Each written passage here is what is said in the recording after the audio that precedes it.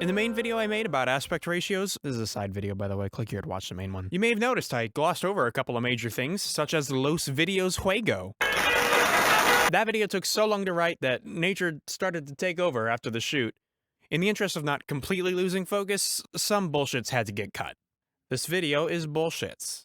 There isn't really like a point to make. I kind of just want to point at stuff I found while researching, like, oh, that's cool, let's get started.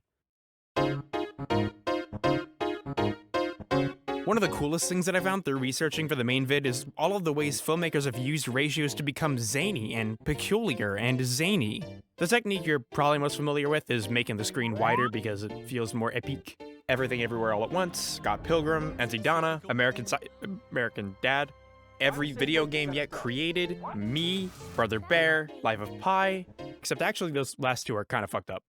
Brother Bear did an IMAX classic where it's really cool in theaters and fucking sucks at home by comparison. The movie starts out in a void-surrounded 16:9, but when Keanu animorphs, the movie expands horizontally to fill up the theater screen, similar to how the protagonist experiences a change in perspective. It's very jarring. I like it a lot. Life of Pi has this one scene where flying fish beat the shit out of a starving Indian man and his cool dog. Right as the scene starts, bars appear on the top and bottom for the first and only time during the movie. Then all the fish start flying over and in front of the bars. It's very jarring. I don't like it. The inverse of this happens pretty frequently too. A lot of movies will shrink down to some variant of 4:3, usually to illustrate jumps in time. Movies like Everything Everywhere All at Once, Wolf of Wall Street, Catch Me If You Can, The Incredibles, Grand Budapest Hotel, which is really fucking cool in that it uses different frames to explicitly illustrate time periods. So like the 30s, which is the majority of the movie, is shown in 4:3. But when we jump forward in time to the story being told in the 60s, things are in 21:9. Unless we jump even more forward in time to the story of the story being told in the 80s, which looks like this. It's thematically relevant, historically accurate-ish, and maybe a little pretentious. Love it. Censor is a movie that does a really cool thing I can't tell you about without spoiling the entire movie. Pause this video, watch it in its entirety, then come back, subscribe to me on Patreon, leave a comment saying how fucking smart and cool I am for knowing about niche art house movie, then subscribe to my Patreon. I went to see Nope in IMAX with my sister and it blew our fucking minds. No spoilers, but the Gordy scene, if you know, you know, genuinely sent my sister into fight or flight. On the way home, she told me she almost left the theater in fear, and I know she wasn't exaggerating. Later, I went back to watch it at some local whatever place, and it was tame as hell. Blew me away how much a difference it made. Lynch and Stacey were right. It's such a sadness that you think you've seen a film on your fucking telephone. Get real. My absolute favorite examples are when movie men treat the screen's borders like a comic artist or a mangaka. Scott Pilgrim, Spider-Verse, Samurai Jim, Max Payne 3, all of these do extremely cool shit with framing. But what really knocks my cock off, though, is that the absolute, hands-down coolest, most creative, most boundary-breaking example I've ever seen of this technique, hell, aspect ratios in general, is a stupid fucking series of SFM shitposts about two heavies looking for anime porn called Putis Engage. Just look at the fucking intro they made.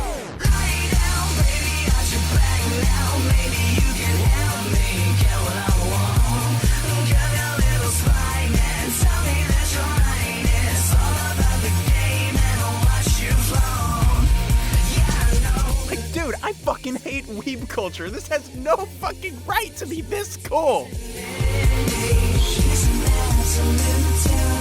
This is genuinely some of the most creative, forward-thinking 3D Sakuga shit I've ever seen. I mean, at least on YouTube. Motherfucker just takes the black bars and turns them into physical objects that exist in the world. Objects that characters can interact with, break through, use as weapons. It's unbelievable. There's very little on this quirky little planet of ours I enjoy more than different mediums taking cues from one another and learning to play to their strengths. Comics often have the luxury of being able to frame action however they want, so long as it fits onto a page, and there's nothing really stopping motion pictures from taking the same approach. This isn't the language that we've come to establish traditionally, but that doesn't mean it can't work really, really, really well. Especially when your goal is to make something feel more graphic, more like the material you're taking inspiration from. Shit like Spider's Man, Putis Spencer, and Samuel Jackson are standout examples of moving pictures that feel like cool, normal pictures. The through line here, if you can call it that, is that rather than a limitation to be overcome, these projects use ratios as a tool to tell more interesting visual stories, and it's something I'd like to see more of. Unless you are Ang Lee, director of Life of Pi, Gemini Man, and Hulk 2003. In which case, that's enough. Hey, wait, where are you going? Don't fucking leave! Noodle will be right back. Do you like your cock but dislike its beard? Tired of visiting the ball barber every day? You've tried scissors, blades, and just plain ripping, but nothing seems to do the job. Well, today's sponsor, Manscaped, has a better way. Manscaped is a premium men's hygiene and grooming brand, here to pay me for a promotional endorsement and to tell you about the new Lawnmower 4.0. This bitch got waterproof, wireless charging, replaceable blade technology, cool colors. I could go on. Be grateful that I do not. Manscaped is fighting to make grooming something not just socially acceptable, but something to be proud of. If you're ready to man up and become a groomer, here's how to order. Get 20% off plus free international shipping when you use promo code NOODLE at manscaped.com. Join the 2 million boys worldwide who trust Manscaped with their funny penis hair. Click now. Now back to Noodle Gaming. Gaming and ratios have a complicated history. Snap back to the early 2000s. Wow, this little box TV is so cute and quirky and... who could that be?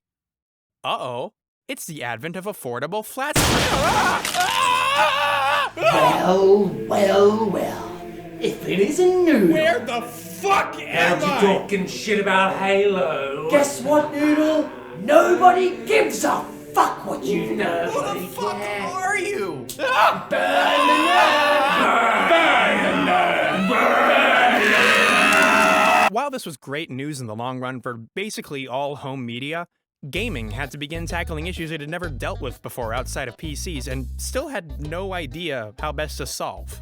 Unless you were GoldenEye, you basically just ignored the problem until the 6th gen, when long TVs started to become more widespread, and thus the industry at large really went stinky on it. Early support during this transitional period was a total crapshoot. Crap meaning poop. Some games were Normcore exclusive, some tried and failed, and even those with proper support would almost never advertise the functionality, leaving it up to the player to dig through the settings to find the feature, if it existed. Now Xbox, in an attempt to fix this, made it worse.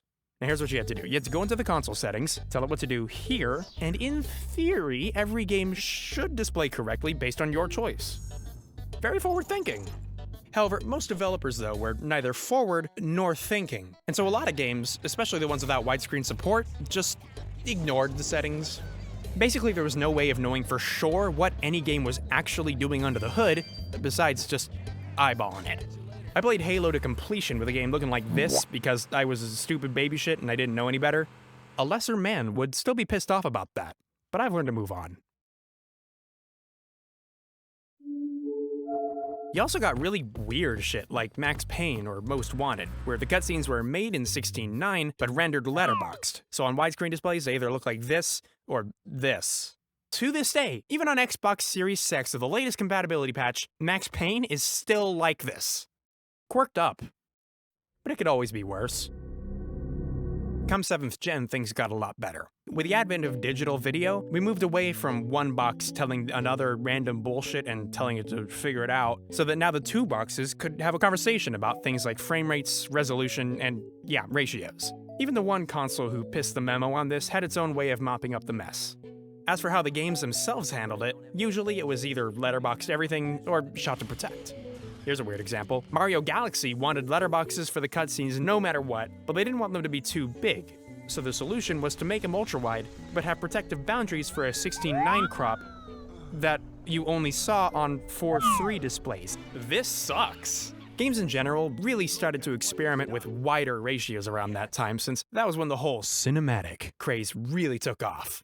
Sometimes it worked really well, like with Lost Hurt 3, or Blur. Check this out. Cool. And on the other hand, you got shit like Evil Within. Originally, this game shipped letterboxed only, including the gameplay. There wasn't really any good reason for this from what I could tell, other than a directorial choice. I'm not a huge fan, personally, since the gameplay doesn't really benefit from this, but my god, if gamers didn't hate it. Eventually, the devs were pressured into patching in full screen support, but the cutscenes still have black bars no matter what. Probably for the best. Also in the sequel, letterboxing is a thing, but only as a new game plus reward, which I find humorous. For a time, all was right with the world. We all had the same kind of displays, and so we all gamed together and kissed passionately.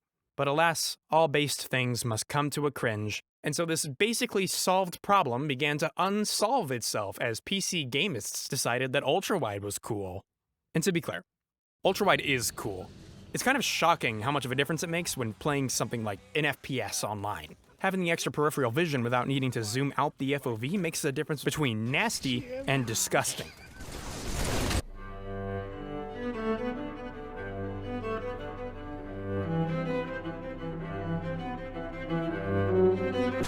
That was the wrong clip, sorry. As far as gameplay goes, there aren't really any scenarios where I can see a wider frame hurting much. The player is always in control of what's on screen anyway.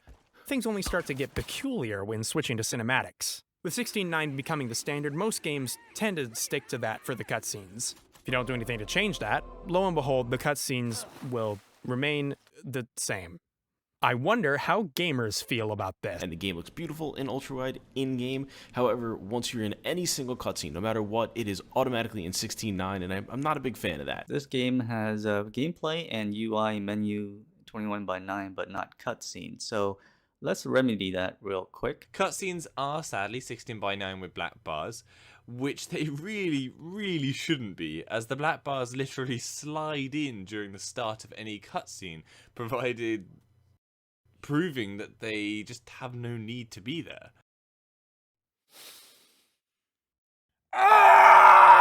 You know how in movies, if you remove the black bars, you see shit you're not supposed to see? Because you're not supposed to see it? Video games are not real, and thus also break the rules off screen to make cutscenes look cool. Expand the cropping, and you can see the problem. We've already been over why letterboxing is the best solution, but with video games, it rings truer than ever. The solution that honors directorial intent is also the easiest to implement. Fixing these cutscenes to accommodate for wider displays means forcing artists and programmers and playtesters to go back and correct animations and pop-ins and other issues for a small group of players who want to be immersed and feel like they're really there, watching a worse cutscene. Pretty much the only time I'd ever vouch for a game having 21:9 cutscenes is big surprise when they were made that way. Take Halo 3.